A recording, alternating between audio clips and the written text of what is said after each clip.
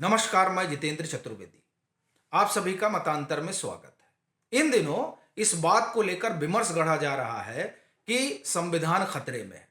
कुछ एक तो कह रहे हैं कि अघोषित आपातकाल है, कई एक सेंसरशिप की बात कर रहे हैं। लेकिन वास्तविक स्थिति क्या है? दरअसल इसको जानने समझने के लिए एक लंबा साक्षात्कार किया गया पत्रकारिता जगत के हस्ताक्षर राम बहादुर राय सर के साथ।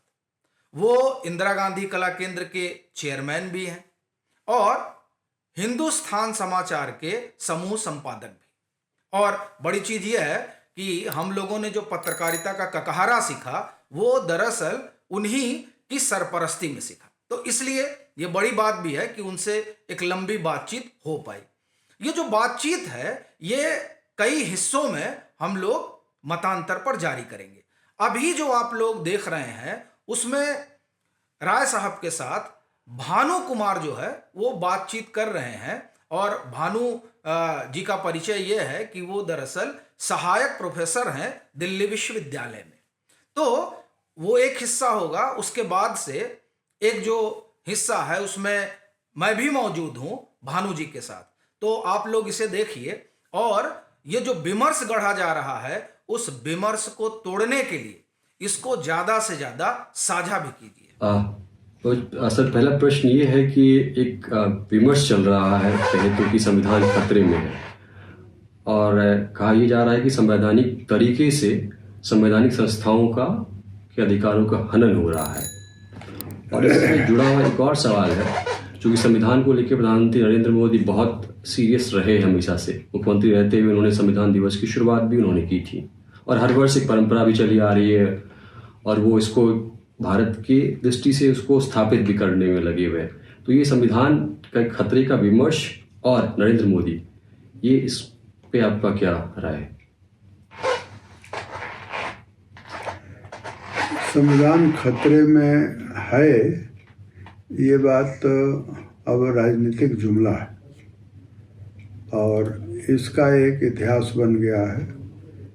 खास करके जब इंदिरा गांधी ने संविधान को ध्वस्त कर दिया और लोकतंत्र समाप्त करके इमरजेंसी लगा दी, गलत तरीके से इमरजेंसी लगाई।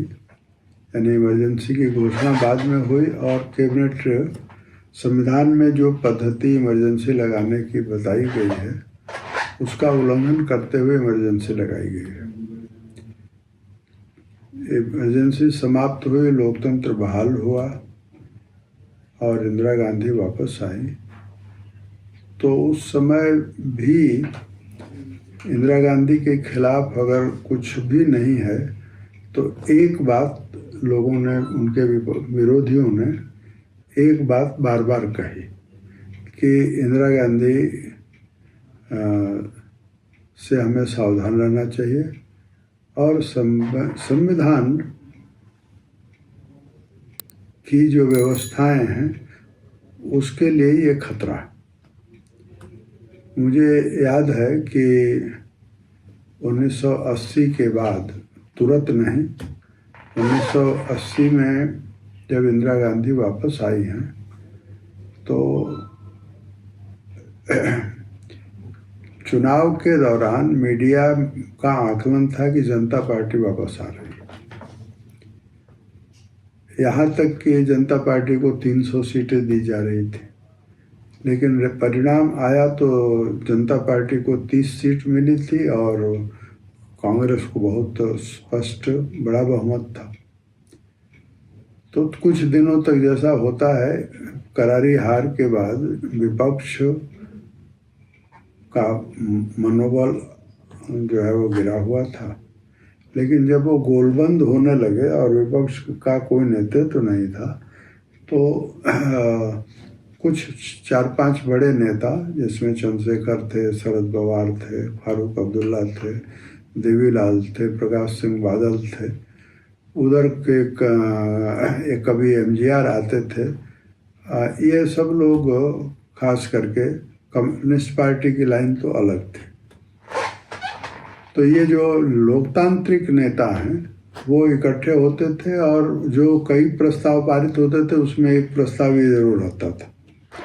मैं ये कहानी इसलिए बता रहा हूँ कि आज ठीक वही बात जो कोई देश में मजबूत प्रधानमंत्री होता है और एक दिशा में वो निरंतर काम करता रहता है, तो विपक्ष को अगर उसके विपक्ष के पास कोई मुद्दा नहीं है तो वह एक मुद्दा बहुत आसानी से, चूँकि कि ये घटना हो चुकी है, एक घाव लोगों के मन पर है, तो उसको कुरेदते रहते हैं। संविधान का विद्यार्थी होने के आधार पर या के कारण मैं ये कह सकता हूँ कि इसके विपरीत तथ्य ज़्यादा है। यानी प्रधानमंत्री नरेंद्र मोदी मेरी नज़र में भारत के 14वें प्राइम मिनिस्टर हैं, मेरा ख्याल है जी। तो ये 14वें क्रम में 14वें हैं, लेकिन ये पहले प्रधानमंत्री हैं जिन्होंने दरअसल संविधान को सम्मान दिया। आपने कहा कि उन्होंने संविधान दिवस मनाने की शुरुआत की, आपने सही कहा, लेकिन ये उन्होंने संविधान दिवस मनाने की शुरुआत की यहाँ आने पर, यानी प्रधानमंत्री बनने पर। हाँ, संविधान के प्रति सम्मान का जो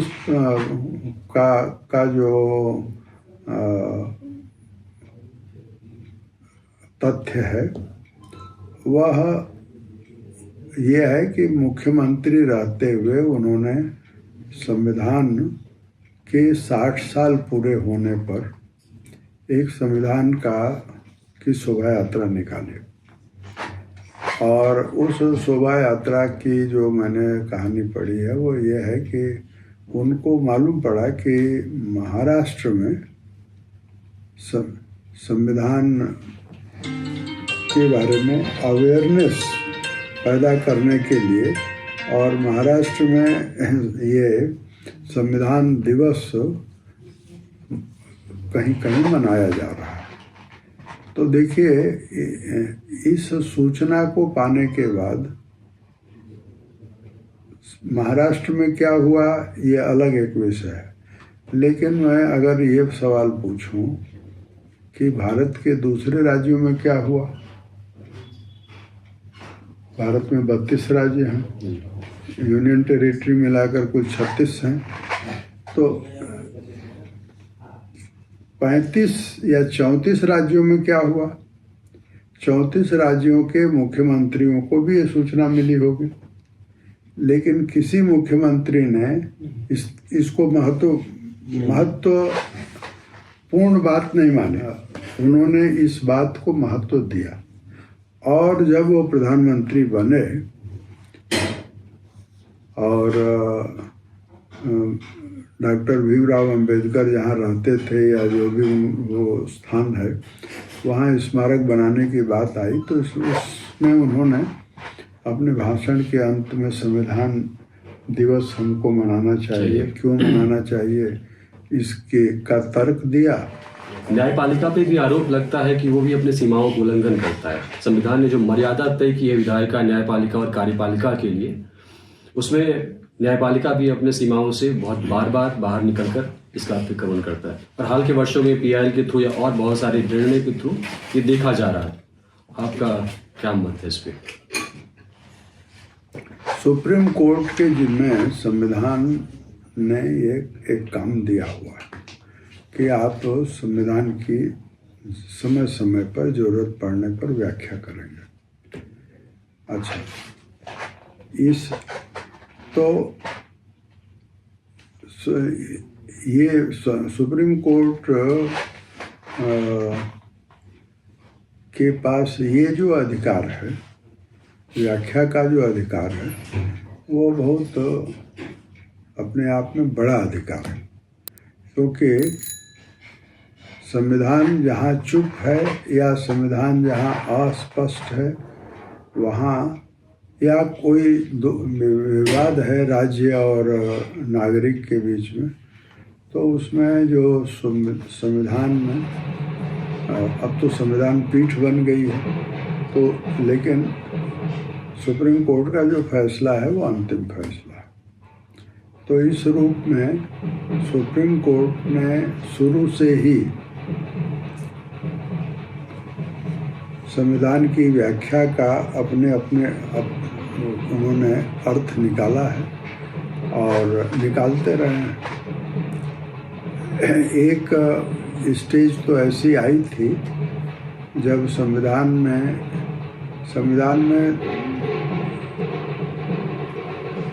अधिकारों का जो वर्णन है वह हमारे यहाँ स्वाधीनता संग्राम में नेताओं ने जो लोगों को वादा किया था उसका दस्तावेज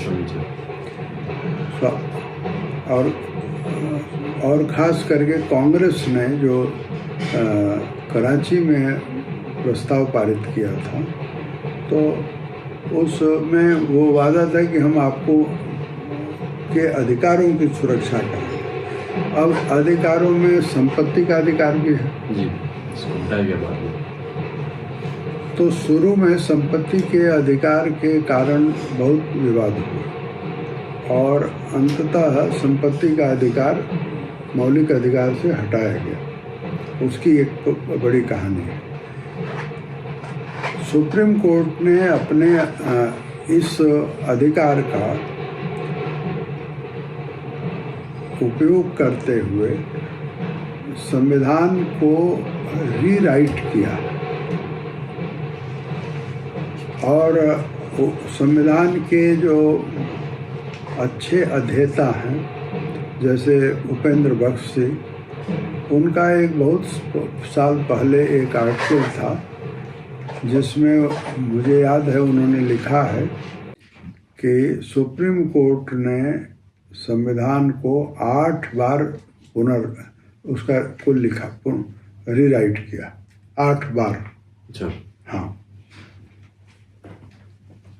आपका जो सवाल है कि ये सुप्रीम कोर्ट को जो ये अधिकार है, तो क्या सुप्रीम कोर्ट अपने अधिकारों का दुरुपयोग कर रहा है? मैं जहाँ तक समझता हूँ आपका प्रश्न ये है। सवाल एक शब्द भी आगे कि जुडिशियल गवर्नेंस का एक। हाँ, तो वो मैंने सवाल आपका जो है वो ये है। अब हम इसको दूसरे तरह से देखते हैं। संदर्भ सुप्रीम कोर्ट अभी नहीं है। अभी संदर्भ यह है कि क्या संविधान को प्रधानमंत्री नरेंद्र मोदी से खतरा है या आपके सवाल से लगता है कि सुप्रीम कोर्ट से खतरा है। तो मेरा ये कहना है कि ये जो सुप्रीम कोर्ट ने, अगर ये मान भी लें कि सुप्रीम कोर्ट ने 8 बार संविधान को रीराइट कर दिया है, तो ये सुप्रीम कोर्ट का अधिकार है। ये संवैधानिक विकास का, मैं ये कहूँगा कि संविधान की विकास यात्रा का ये हिस्सा है। इस रूप में हिस्सा है कि एक डिबेट चल रही है, उसमें सुप्रीम कोर्ट का भी एक रोल है। और जब हम समाज में परिवर्तन होता है तो सुप्रीम कोर्ट का रोल भी बदलता है। परिस्थिति ये थी कि स्वाधीनता आंदोलन से निकले हुए जवाहरलाल नेहरू हों, सरदार पटेल हों या राजेंद्र बाबू हों, इनका कद इतना ऊंचा था कि अगर वो कुछ कहते थे तो जज अपना अपमान नहीं मानते थे, बल्कि उपकृत होते थे कि हमने प्रधानमंत्री की बात मान ली। तो जवाहरलाल नेहरू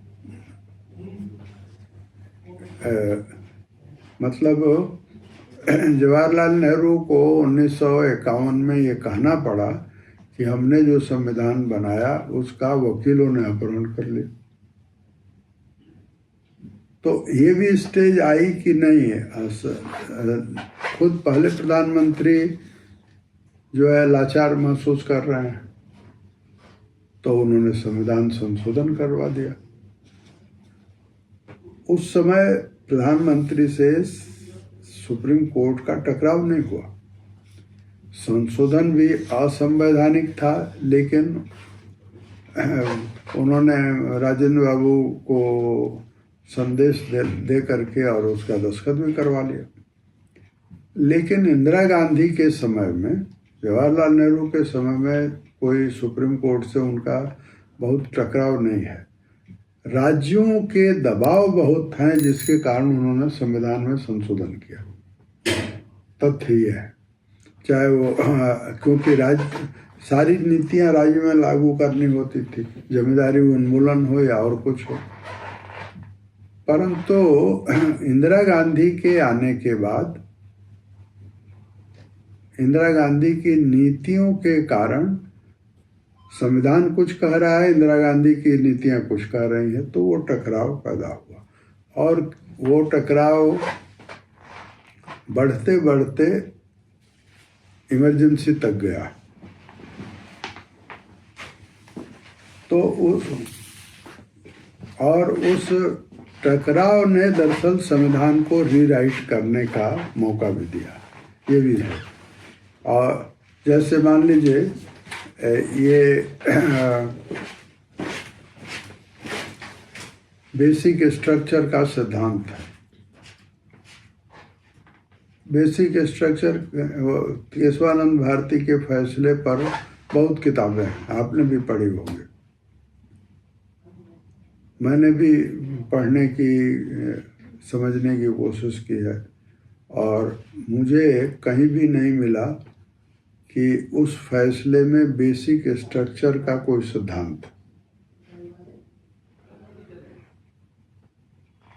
यानी वो सिद्धांत राजनीतिक नेतृत्व ने गढ़ा है सुप्रीम कोर्ट को आगे करके। इंदिरा गांधी के आसपास के वकीलों ने बेसिक स्ट्रक्चर का सिद्धांत प्रतिपादित किया है, उसमें से निकाला है और फिर उसके बाद वो तर्क दिया गया कि बेसिक स्ट्रक्चर का सिद्धांत जो है वो विकसित हो रहा है।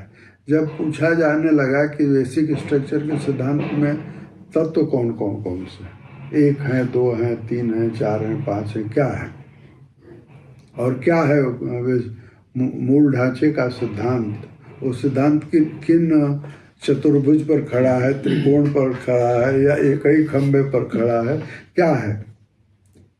तो 5 बातें बताई जाती हैं।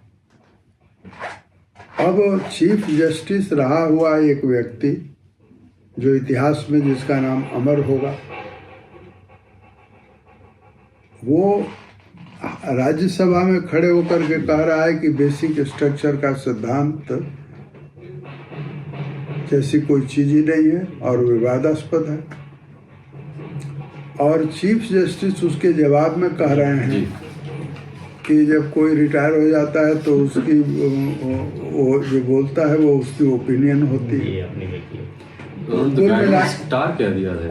कुल मिला करके ये कि सुप्रीम कोर्ट ने जो फैसला दिया वो उसके 2 मतलब हैं। नंबर 1 कि उन्होंने संविधान को रीराइट किया, केशवानंद भारती के फैसले से संविधान का पुनर्लेखन किया, और दूसरा कि उस फैसले को आधार बनाकर उस समय के सत्तारूढ़ दल ने बुनियादी ढांचे का सिद्धांत विकसित किया जिस पर बहुत ज़्यादा विवाद नहीं हुआ, लोगों ने मान लिया। लेकिन मूल ढांचे के सिद्धांत को खोजें तो वो उस फैसले में नहीं है, परंतु मूल ढांचे का सिद्धांत अब वो परंपरा में आ गया है, ट्रेडिशन में आ गया है, बोलचाल में आ गया है और शब्दावली में भी आ गया है। तो उसका नुकसान क्या हुआ कि एक धारणा बन गई है कि उस विषय को अगर छेड़ेंगे तो आप संविधान के मूल ढांचे पर हमला करते हैं, यानी संविधान की नींव पर ही हमला करते हैं, जो ये भ्रम है। दूसरा नुकसान ये हुआ है कि संविधान को समय के अनुरूप अगर ढालने की जरूरत पड़े तो उसमें सबसे बड़ी बाधा मूल ढांचे का सिद्धांत है।